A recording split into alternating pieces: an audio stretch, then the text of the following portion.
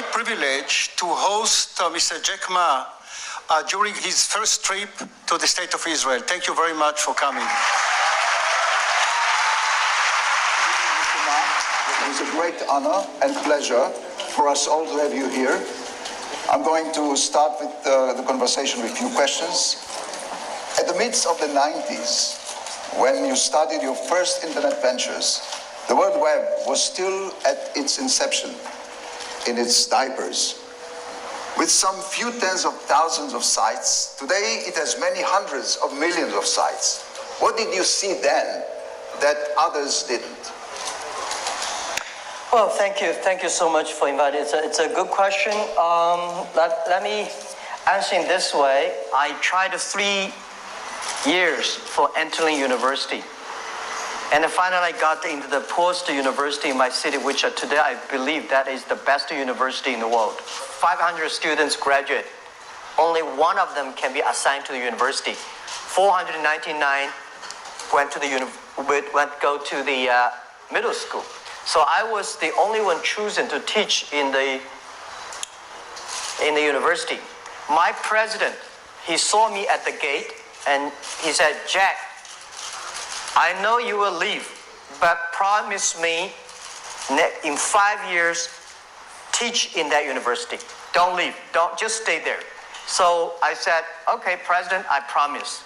So for 5 years, I've been teaching. I worked hard, and then I was elected by students the best teacher of the university. Yeah, so then I went to the United States. I founded the internet in Seattle, 1994 in December. I searched the word beer. There's no beer information on the internet from China. There's a Japanese beer, German beer, US beer, and then I searched China. Say there's no data about China. So I thought about, if I can put some Chinese information on the web, when people find out, that might be a good opportunity. So I did not know internet would be that big. I just looking for a job. Let us take some questions from the students. Let's start with Ms. Fayrouz Rizkallah. She is from Israel, student of Eastern Asian Studies, Faculty of Humanities. Fayrouz, please. I'm very honored to be here and to be the first person to ask a question. As said, I am a student of East Asia Studies in Chinese and also Business Management here in Tel Aviv University. So therefore, I decided today to ask my question both in Chinese and in English. Good. So it's an opportunity for me to try my Chinese. So I'll start with the Chinese version. 你今天能给年轻人最有价值的专业经验是什么? Which is, what is the most valuable professional advice you can give to young people today? Thank you. A lot of people today have a lot of complaints. Say, I don't have opportunity. I complained a lot when I was young and suddenly realized complaint does not solve any problem. Where the opportunity always in the place where people complain. There are so many opportunities in the world, in this world, because there are so many complaints. If you can solve one of the complaints, that's the opportunity. Don't be scared of failure and don't give up. Your country grew from nothing to today. You have gone through so many tough experiences, and that will make you different. That's what my advice. Next student is Ms. Chen. She's a student from China, studying here in Tel Aviv University, MA in archaeology. Good evening, Mr. Man. It's a great honor to have you here. And you know, Taobao means a lot for Chinese overseas students, especially in Israel. My question is, if you could magically meet anyone from the past, who would that be? Thank you. Well, there are a lot of people I want to meet. In China, if the person I want to meet is Deng Xiaoping, without him, there would be no Alibaba. It's the reform. China was so set back and closed. And Deng Xiaoping said, let's open the door. And I know he loves smoke. When he stopped smoke, he got sick and he passed away. And I want to have a cigarette with him and thank him. And also Albert Einstein, right? And I also love to talk to the famous Jewish, the Karl Marx. You know, he influenced China and all of them. I want to know more about his real thinking behind it. Mr. Elliot Ashkenazi from Belgium is a student of, listen to this, International Program for Conflict Resolutions and Mediation Studies. Shalom, Mr. Ma. So I try, to teach you a second word in Hebrew now. So my question is like this. With all, the due respect I have for you, you have been rejected from Harvard 10 times. And you've proven that you don't necessarily need degrees from this, so-called famous university to succeed in life. So my question is, do you think that the entire educational system should be updated? Thank you very much. Absolutely. Absolutely. The education system needs to be upgraded.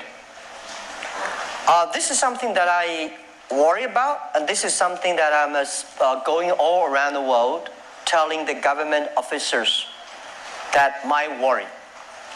People worry about high technology, but young people don't worry about it. Next 30 years, the artificial intelligence, the robots, all the high tech will replace a lot of jobs. This is for sure. When human beings invented computers, human beings should know that computer will be much smarter than human beings. They remember, they calculate faster, and they never get upset. They always keep on doing things.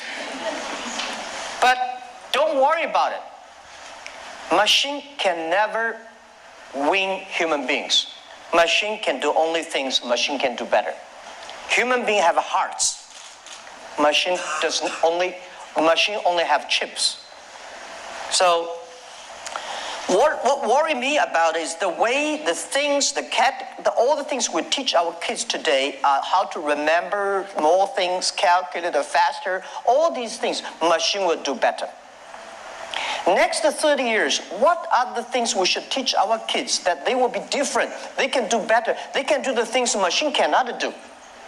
This is I discussed with the president, they all agree. I think we should teach our kids how to be more innovative, how to be more creative, and how to be more constructive.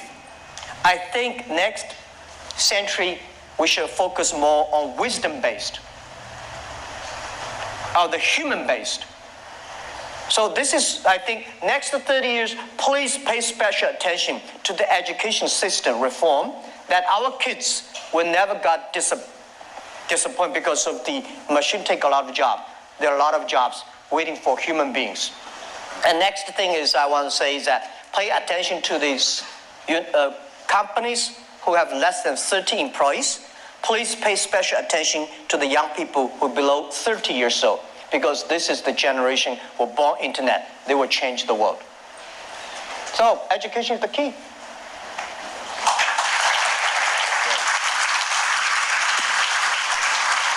Before we conclude, a personal question. We know that you sing, we know that you dance, we know that you're an expert and movie star in martial arts. That's all we know. Tell us something that we don't know. There are three Jack Ma's, I think. The first Jack Ma is people's imagination. You think he's great, he's bad. I think Jack Ma is not great, he's not bad, he's not smart, he's a normal. The day when I told my 17 founders in my apartment, I say, if Jack Ma and his team can be successful, 70 or 80% of young people in China can be successful. We're not smart, we don't have money, we don't have technology, we don't have anything. The only thing is that we work together for future. So we said, if we succeed, 80% of young people in the world, they can be successful. That was who we are. So people think, Jack, this is that your imagination. That is not me. So when I look at people say, hey, Jack Ma, people criticize him, I'm happy. People criticize, that's not me. People praise him and say, no, that's not me. I know very well this is not me. The second Jack Ma is the CEO, chairman of Alibaba. That's a tough job because all the easy, good things my team finished. And tough job. The things that came to me, normally not easy. You have to be, you have to be a CEO like. This is not me, it's my job. It's me, it's my personal. I'm a straight boy, like any boys, in a poor family. I came from a very poor family, poor education. I love to make friends. I love to have fun. So I want to be back to myself. This is what I do anything, a lot of things that any boy want to do, I want to do. And I want to enjoy a lot of lives. But this is why I want to retire early. I can go back to myself. Because this is not me. This is my job. And the real Jack is something that I always want to come out. And every year I want to do something new. Well,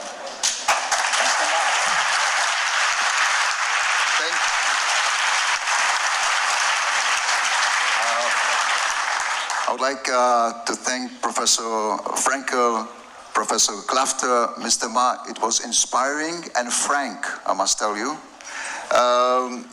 Dear audience, Mr. Ma is shortly be awarded a Tel Aviv University honorary doctorate.